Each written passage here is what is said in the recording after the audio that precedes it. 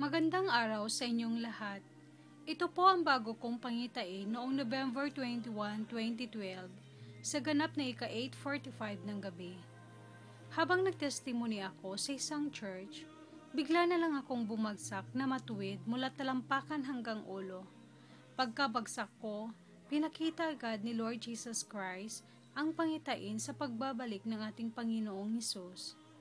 Pinakita niya sa akin ang nakakatakot na mangyayari sa buong mundo, ang paghahari ng Antichrist at mga demonyo sa buong mundo. Pinakita din niya sa akin ang impyerno at ang langit.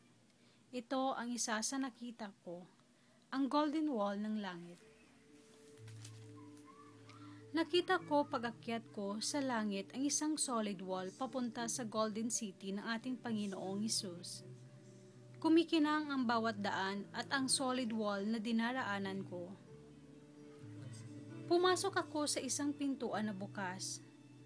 Ang pinto ay puro ginto at may matibay na haligi sa magkabila. Agad akong nagtanong sa ating Panginoong Hesus kung saan ang Golden Bridge ng langit. At bigla niyang tinuro ang Golden Bridge na hindi ko nakita dati. Noong pumunta din ako sa heaven noong year 1999. At ngayon, nakita ko na ang Golden Bridge. Lumakad kami ni Lord Jesus Christ sa isang maliit na daan, na ginto, at papalapit sa Golden Bridge. Noong umakyat ako, tinititigan ko ang Golden Bridge. Maliit lang siya at napakagandang Golden Bridge. Dahil ang grill ng Golden Bridge ay kumikinang sa ginto at may mga gems ang nakadecorate sa bawat grill. Mga diamante na napakarami at paiba-ibang kulay. Sobrang kakaibang Golden Bridge na di mo matatagpuan sa lupa at walang makakaigit dahil sa sobrang ganda. Puno ng kaningningan dahil sa pagmamahal ni Lord Jesus Christ sa ating lahat. Nakita ko din dito sa Golden Bridge ang isang maliit na river. Dito ko nakumpirma na itong river, dumadalo ito patungong River of Life doon sa paradise ni Lord Jesus Christ. At dito siya nagsimula ang river sa kanang trono ng ating Panginoong Hesus at sa kinatatayuan ko papunta sa River of Life sa paraiso.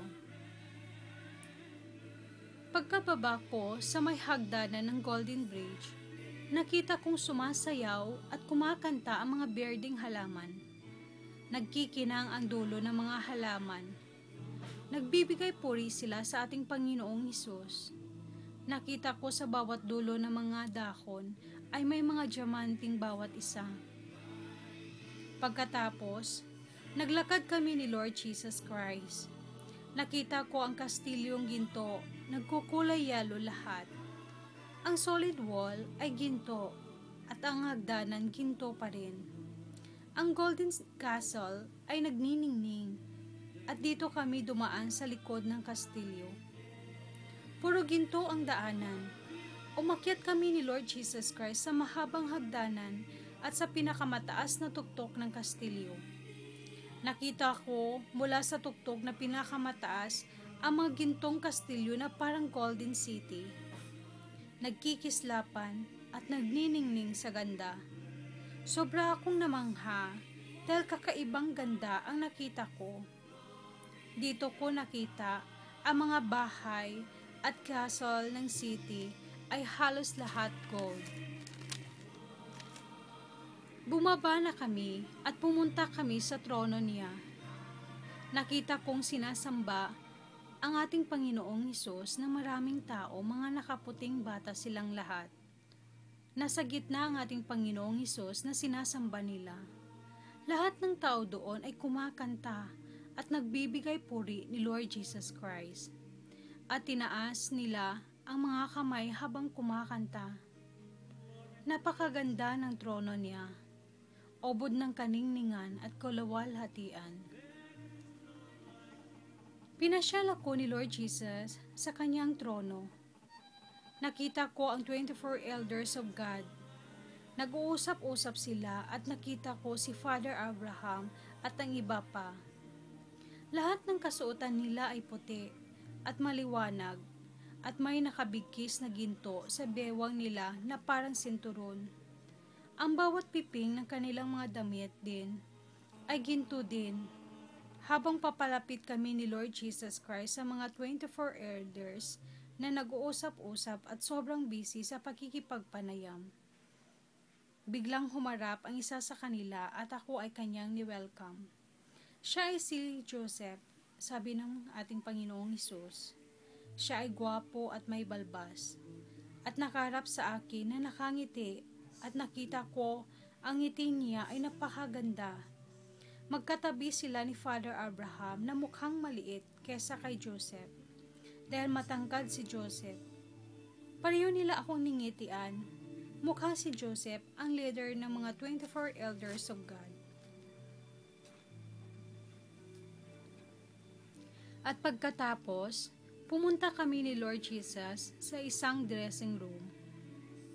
Nakita ko din ang isang kwartong napakaganda, dahil pumasok kami sa bandang kaliwa pagkatapos ng 24 elders. Nalaman ko na isa palang dressing room ang pinasukan ko. Tinawag ako ni Lord Jesus na pasok daw ako.